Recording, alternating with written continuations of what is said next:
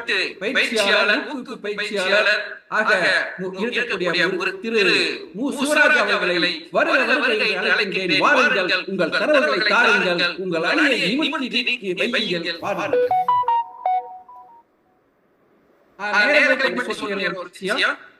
அனைவரும் முதலில் 5 நிமிடங்கள் பேச வேண்டும். அதன் பிறகு 5 நிமிடம் அனைவரும் பேசி முடித்த பிறகு அணி தலைவர்கள் 3 நிமிடங்கள் இருவரும் பேசுவார்கள். அதன் பிறகு நடுவர் பேசி முடிவை சொல்லுவார். செந்தமிழே உயிரே நறுந்தேனே.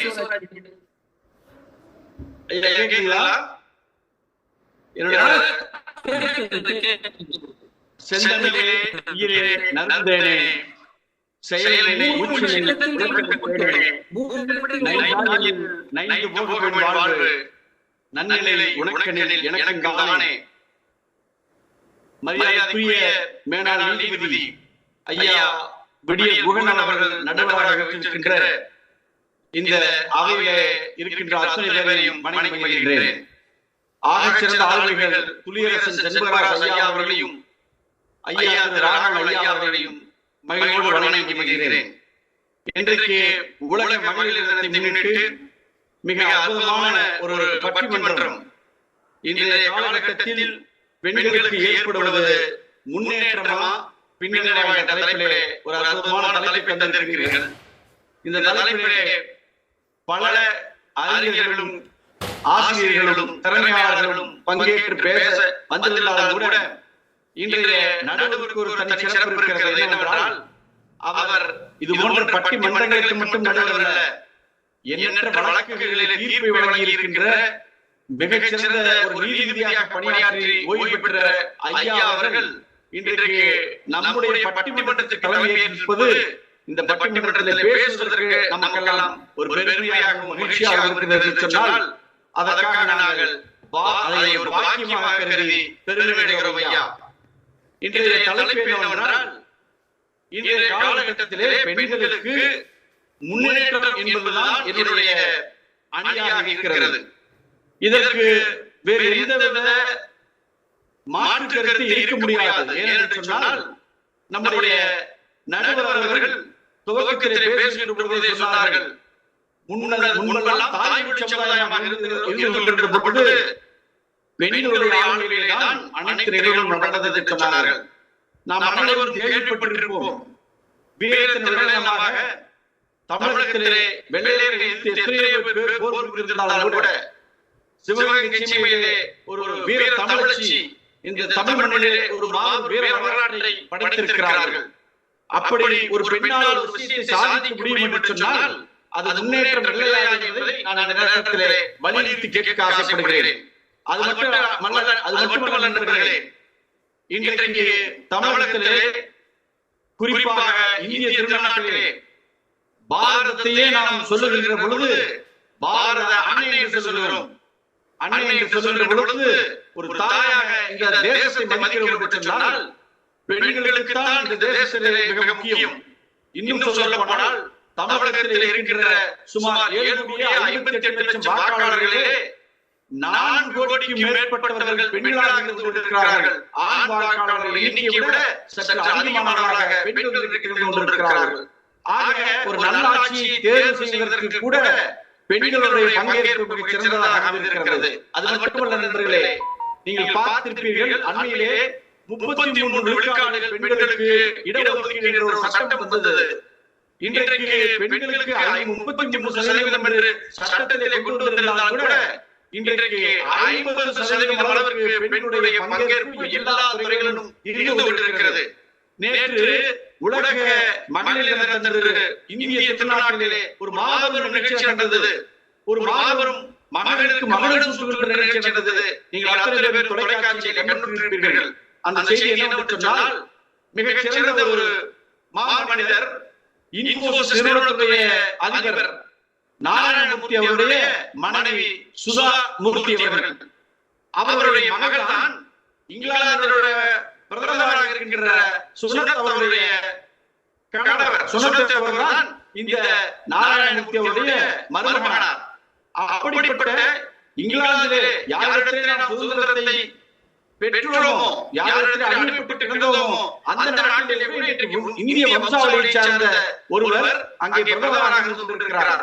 அந்த ஒரு சூழ்நிலையிலே நேற்றைய தினம் சுதா மூர்த்தி அவர்களை பாரத பிரதமர் அவர்கள் இன்றைக்கு இந்திய பாராளுமன்றத்திற்கு அவரை பாராளுமன்ற உறுப்பினராக நியமித்திருக்கிறார் என்று சொல்கின்ற பொழுது பெண்களுக்கு கொடுக்கப்பட்டிருக்கின்ற முக்கியத்துவம் இன்றைக்கு உலக அளவிலே எப்படி இருக்கிறது என்று நீங்கள் உணர்ந்து கொள்ள முடியும்.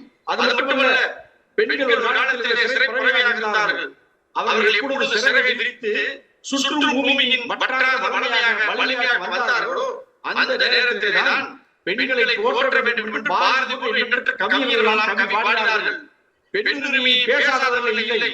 இன்றைக்கு பெண்களை யாரால் உயர்த்தி பிடிக்கிறார்களோ அவர்கள்தான் கவிஞர்களால் கூட போற்றப்படுகிறார்கள். எத்தனையோ கவிஞர்கள் கூட பெண்களை வர்ணிப்பதிலே தான் கண்ணதாசன் அவர்கள் மிகப்பெரிய திரைப்பட பாடலாசிரியர் அத்தனை பேரும் வைரமுத்து ஐயா அவர் கூட கருவாச்சி காவியம் என்றுதான் பெயரை வைத்திருக்கிறார்களே ஒழிய கருவாயன் காவியம் என்று பெயர் வைக்கவில்லை. ஆக இதெல்லாம் பெண்மையினுடைய பெயரை யாரெல்லாம் உயர்த்தி பிடிக்கிறார்களோ அங்கேதான் அந்த இலக்கியம் தான் போற்றப்படுகிறது, பாராட்டப்படுகிறது. பாரதி சொன்னார் அல்லவா, நிமிர்ந்த நன்னடை, நேர்கொண்ட பார்வை, நிலத்தில் யாருக்கும் அஞ்சா நன்னறி, திமிர்ந்த ஞான செருக்கும் கொண்ட பாரதிய புகழ் பெற்றவர்களாக இன்றைக்கு பெண்கள் பல துறைகளிலே உயர்ந்த இடத்திலே நின்று கொண்டிருக்கிறார்கள். நடுவர் சொன்னதை போலவே பாரதியுடைய உணர்விலே பட்டங்கள் ஆள்வதும் சட்டங்கள் செய்வதும் பாலியல் பெண்கள் நடத்த வந்தோம். இந்தியாவிலே வலிமை வாய்ந்த ஒரு முதலமைச்சராக தமிழ்நாட்டிலே ஒரு முதலமைச்சர் இருந்து சென்றிருக்கிறார்கள். இன்றைக்கு மேற்கு வங்கத்திலே மம்தா பானர்ஜி என்ற ஆக சிறந்த ஆளுமை ஒரு பெண்மை ஒரு பெரிய தேசத்தை ஆண்டு கொண்டிருக்கிறார்கள். இன்னும் சொல்ல போனால் உலக நாடுகளிலே கல்பனா சாவ்லா பற்றி சொல்லலாம். அதை தாண்டி அன்னை தெரசா ஒரு பெண்மையின் ஒரு கருணை உள்ளத்தை நாம் அந்த பெண்மையை கண்டோம். அதெல்லாம் முன்னேற்றம் இல்லையா? அன்னை தெரசா இந்த தேசத்துக்கு செய்த நல்ல காரியம் முன்னேற்றம் இல்லையா? கவிக்கு சரோஜினி நாயுடு, பாத்திமா பிபி என்ற ஒரு அற்புதமான தலைமை நீதிபதி அவர்கள் மிகச் சிறந்த ஆளுநராக கூட பணியாற்றி சென்றிருக்கிறார்கள். டாக்டர் முத்துலட்சுமி ரெட்டி அவர்கள் இன்றைக்கு அவர்களுடைய பேரில் இன்றைக்கும் தன்னுடைய வாழ்நாளை தமிழ் சமுதாயத்திற்காக மக்களுக்காக அர்ப்பணித்தாரே, அவரும் பெண்மையான ஒரு போற்றுதற்குரிய ஒரு ஆளுமை அல்லவா? அதே போல எண்ணற்ற பெண்கள் மிகச்சிறந்த உயர்ந்த இடத்திலே இருக்கிறார் என்று சொன்னால் அந்த பெண்மையினுடைய முன்னேற்றம், அந்த முன்னேற்றம் நேற்றை காட்டிலும் அதற்கு முந்தைய நாளை காட்டிலும் நேற்று அதிகமாக இருந்தது, நேற்றை காட்டிலும் இன்று இன்னும் அதிகமாக இருக்கிறது, இன்றை காட்டிலும் நாளை இன்னும் அதிகமாக ஆகும் என்பதற்கு எவ்வித சந்தேகமும் இல்லை. இன்னும் சொல்ல போனால் இன்றைக்கு தமிழகத்திலே இருக்கின்ற மாவட்டங்களிலே பல மாவட்டங்களிலே ஆட்சி தலைவராக இருப்பவர்கள் பெண்களாக இருக்கிறார்கள். இன்னும் சொல்ல போனால் நாமக்கல் மாவட்டத்திலே ஒரு மருத்துவராக இருந்து இன்றைக்கு ஐஏஎஸ் பாஸ் செய்திருக்கிற திரு டாக்டர் உமா அவர்கள் இன்றைக்கு நாமக்கல் மாவட்ட ஆட்சித்தலைவராக இருக்கிறார்கள். பல தளங்களிலே பல அதிகாரிகள் பணியாற்றிக் கொண்டிருக்கிறார்கள். 30 மணித்துறைகள். அதுபோலவே எண்ணற்ற பெண்கள் இன்றைக்கு கல்வி, பொருளாதாரம், அதை தாண்டி சமூகத்திலே உயர்ந்து பல உயரிய பொறுப்புகளை அவர்கள் வகித்துக் கொண்டிருக்கிறார்கள் என்று சொன்னால் இந்த தற்காலத்தில் இருக்கின்ற சமுதாயத்திலே இந்த காலகட்டத்திலே பெண்களுக்கு ஏற்படுவது முன்னேற்றம் முன்னேற்றம் முன்னேற்றம் என்று சொல்லி எங்கள் வாழ்வும் எங்கள் வளமும் மங்காத தமிழ் சமுதாயமான பெண் உரிமை சமுதாயம் என்று சொல்லி சங்கே முழங்குகின்ற வாய்ப்புக்கு நன்றி பாராட்டி விடைபெறுகிறேன். நன்றி, வணக்கம். மிக அருமையாக முன்னேற்ற பாதையிலே அணியை கொண்டு சென்றிருக்கிறார். ஒன்றும் யாரும் அசைக்க முடியாது என்பது போன்ற தரவுகளை அடுக்கி வைத்து சென்றிருக்கிறார். மிக்க நன்றி திரு திருவராஜ் அவர்களே. அடுத்து பின்னடைவே என்ற அணிக்கு வருகிறார் திருமதி சித்ரா தமிழன் அவர்கள். வாருங்கள் சித்ரா தமிழன் அவர்களே, வாருங்கள், உங்கள் கருத்துக்களை கூறுங்கள். ஐயா வணக்கம். ஐயா முன்னேற்ற பாதை என்ற அணியில் இருப்பவர்களுக்கு மிகவும் பெருமிதமாக இருந்திருக்கும். நமக்கு இத்தனை சாதகமான விஷயங்கள் இருக்கிறதே என்று எப்பொழுதுமே எங்கேயுமே பாருங்கள், ஒரு பிளஸ் இருந்தால் கண்டிப்பாக ஒரு மைனஸ் இருக்கத்தான் ஐயா செய்யும். அதுதான் எங்களுடைய ஒரு முதலீடு. ஐயா பெண்கள் முன்னேற்ற பாதையில் தான் சென்று கொண்டிருக்கிறார்கள் என்பது சிறிதளவு மையமில்லை. ஆனால் அதில் அவர்கள் பின்னேற்றமும் அடைந்திருக்கிறார்கள், பின்னேற்றம் அடையவும் வைத்திருக்கிறார்கள் என்பதுதான் எங்களுடைய வாதம். எப்படி என்றால், பெண்கள் இந்த நாட்டின் இருக்கிறது என்பதை நீங்கள் அப்பொழுது உணர்வீர்கள். எந்த காந்தி நகைகளோடு 12 மணியளவில் வெளியில் திரியலாம் என்று சொன்னாரோ, இப்போது பகலில் 12 மணிக்கு கூட ஒரு பெண்ணால், ஒரு சிறுமியால் கடை தெருவில் சுதந்திரமாக நடைமாற முடியவில்லை.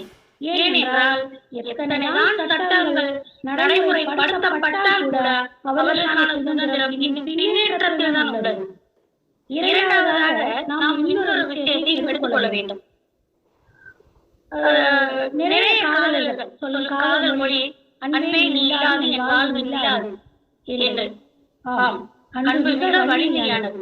அந்த அன்பை பலமாக எடுத்துக்கொண்டால் அந்த அன்பு நிச்சயமாக வெற்றி பெறும். அதே அன்பை பலவீனமாக எடுத்துக்கொண்டால் அந்த பெண் தோற்றுத்தான் போவார்.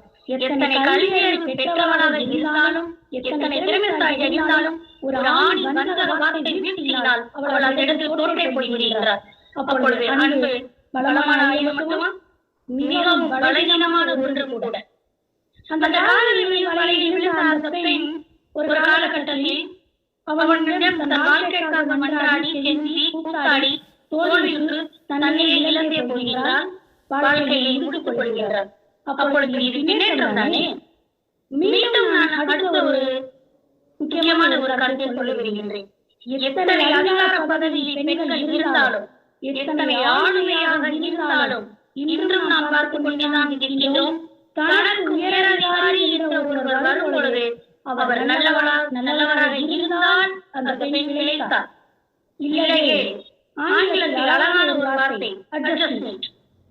அப்படி அந்த பெண் படித்திருந்து அது பின்னேற்றமான நிலைதானே ஐயா? அவளுக்கு எத்தனை இடைவெளிகள் கொடுக்கப்படுகின்றது, எத்தனை முறைகேடுகள் அவளுக்கு நடத்தப்படுகின்றது.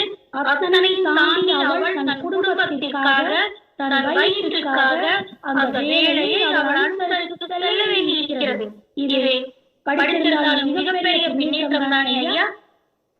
சரி, ஒரு சாதாரண விஷயத்திற்கே வருவோம். பெண்கள் கை நிறைய படித்து சம்பாதிக்கிறார்கள், ஆண்களுக்கு இணையாக வாழ்கிறார்கள், ஆண்களுக்கு இணையாக படிக்கிறார்கள், ஆண்கள் சுதந்திரம் போலவே பெண்களுக்கும் சுதந்திரத்தை எடுத்துக் கொண்டிருக்கிறார்கள். மிக சிறந்த விஷயம்தான். ஆனால் அளவுக்கு மீறிய பணம், அளவு மீறிய சுதந்திரம் இருக்கும் பொழுது அந்த பெண் தன்னுடைய குடும்பத்தை கவனிக்கிறாளா? நீ வீட்டில் வெளியே எந்த அளவு பணி செய்து வருகிறாரோ அதே பணியை தான் நானும் செய்து வருகிறேன், பிறகு நான் மட்டும் உனக்கு குறைந்தவளா? இல்லை. அப்படி என்றால் நானும் இந்த வீட்டிலும் எனக்கு சரிசமமான நிலையை தான் எடுத்துக் கொள்வேன் என்னும் பொழுது அந்த குடும்பம் இன்னும் அஸ்திவாரமே அலந்து போகிறது அல்லவா? என்னதான் இருந்தாலும், எவ்வளவுதான் பெண் படித்திருந்தாலும் அந்த குடும்பத்தை கட்டுக்கோப்பாக நடத்துவதுதான் அவருடைய முன்னேற்றம் இருக்கிறதை ஒழிய சரிக்கு சமமாக சட்டங்கள் பேசிக் கொண்டும் வாக்குவாதங்கள் செய்து கொண்டும் இருப்பது மிகப்பெரிய பின்னேற்றம் தானே. அதை எப்படி நாம் முன்னேற்றம் என்று எடுத்துக்கொள்ள முடியும்? மற்றொரு முக்கியமான ஒரு முறையை உங்களுக்கு சொல்கின்றேன். எத்தனை பெண்கள் இன்று படிப்பறிவு பெற்றுவிட்டு நல்ல சுய சம்பாதியத்துடன் இருந்து கொண்டு குடும்பத்தையும் காப்பாற்றிக் கொண்டு வருகிறார்கள். ஆனால் அந்த பெண்கள் எல்லாம் மாண்புமிக்கவர்கள் தான். அவருடைய இந்த இடத்தை நான் பாராட்டி ஆக வேண்டும். ஆனால் இதிலும் சில பெண்கள் தன்னுடைய சுய அதிகப்படியான கல்வியினால் கிடைத்த அந்த வருமானத்தை நான் என் இஷ்டப்படி அதை செலவழிக்க கூடாது என்று பல விதங்களிலும் விரயமாக செலவழித்துக் கொண்டுதான் இருக்கிறார்கள். இதற்கு காரணம் என்ன? படிப்பு தந்த ஊக்கம், அந்த ஊக்கம் தந்த ஊதியம். அப்ப அதுக்கு முன்னேற்றம் என்று நாம் எப்படி எடுத்துக்கொள்வோம்? நிச்சயமாக அது ஒரு முன்னேற்றம் தான். ஐயா, குழந்தை வன்கொடுமை செய்வது மகா முட்டாள்தனமான, கேவலமான, சீக்கிரமான ஒன்றுதான். இல்லை என்று நான் சொல்லவே இல்லை. ஆனால் வயதுக்கு வந்த பெண்கள், நான் தவறாக சொல்லவில்லை, யாரோ ஒரு சிலர் தான். ஒரு சில பெண்கள் தங்கள் ஆடை கலாச்சாரம் பற்றி சற்றே கருத்தில் எடுத்துக் கொள்கிறார்களா? ஐயா, நீங்கள் உங்களுக்கு நான் ஒரு பொருளை காண்பிக்கிறேன் என்றால் நீங்கள் பார்க்கத்தான் செய்வீர்கள். நான் அதையே உங்களுக்கு இறைவரை கைமறையாக காட்ட வேண்டிய அவசியம் இல்லை. அதை நான் கண்டிப்பாக வெளிப்படுத்த வேண்டிய அவசியம் இல்லை. பெண் என்பவர் பெண்தான், ஆண் என்பவன் ஆண் தான். அப்படி இருக்கும் பொழுது எதற்காக ஆடை குறைப்பு என்ற ஒரு நிகழ்ச்சியை பெண்கள் அரங்கேற்றுகிறார்கள்? அந்த சுதந்திரம் அளவுக்கு செல்லும் பொழுது நாம் ஏன் அதையும் மீறி செய்யக்கூடாது என்ற ஒரு, அதாவது கண்மூடித்தனமான ஒரு ஊக்கம், ஒரு உத்வேகம், இது பின்னேற்றம் இல்லையா? ஏனையா அந்த காலத்திலெல்லாம் இப்படியான ஒரு நிகழ்வு நடந்ததா? இல்லை. ஆனால் அப்பொழுதும் பெண்கள் சிறிது சிறிதாக தங்களுடைய வாழ்க்கை பாதையில் முன்னேறி கொண்டுதான் இருந்தார்கள். தங்களுடைய வளர்ச்சியை காண்பித்துக் கொண்டுதான் இருந்தார்கள். அப்பொழுதெல்லாம் வராத பிரச்சனைகள் இப்பொழுது மட்டும் ஏன் வந்தது? ஏன் வந்தது என்றால் அவர்கள் முன்னேற்றத்தை செல்லும் பெண்களை விடுத்துவிட்டு பின்னேற்றத்தில் இருக்கும் பெண்களை தனது முன்மாதிரியாக எடுத்துக் கொண்டதன் விளைவுதான் இந்த பின்னேற்றம். நாம் வாழ்க்கை முன்னேற வேண்டும் என்றால் நல்ல விஷயங்களை நாம் கருத்தில் எடுத்துக்கொள்ள வேண்டிய ஒழிய நமக்கு தேவையற்ற தீங்கான முன்மாதிரிகளை ஏன் எடுத்துக்கொள்ள வேண்டும்? அப்பொழுது பின்னேற்றம் தானே நம்மளுடைய சிந்தனை அப்போது பார்த்தது. நல்ல விஷயங்களை பார்க்க வேண்டியதுதானே. எதற்கு தவறான விஷயங்களை மூலமாக எடுத்துக்கொள்ள வேண்டும்? சரி, வேலையை படுத்தறி முக்கியமான சில விஷயங்கள் விவாதம் இருந்ததா? இல்லை. இப்பொழுது அதில் ஒரு காரணம் என்ன? சுயம். மீண்டும் பேசலாம், உங்களுக்கு வாய்ப்பு இருக்கிறது. ஆனால் முடிப்பதற்கு முயற்சி செய்யுங்கள். ஐயா பேசலாம் ஐயா. இல்ல, உங்களுடைய டைம் முடிஞ்சிருச்சு. நீங்க இன்னும் பேச வாய்ப்பு இருக்கு. அதனால நீங்க இப்போ முடிச்சுக்கலாம் சொல்றேன். சரி, நன்றி. தன்னுடைய சுயத்தை பற்றி சிந்தித்தால் அவளுக்கு பின்னேற்றம் என்ற ஒரு வார்த்தையை அவளுக்கு பயன்படாது இருக்கும். வாய்ப்பு வழங்கி மிகுந்த நன்றி ஐயா. வணக்கம். நல்லது.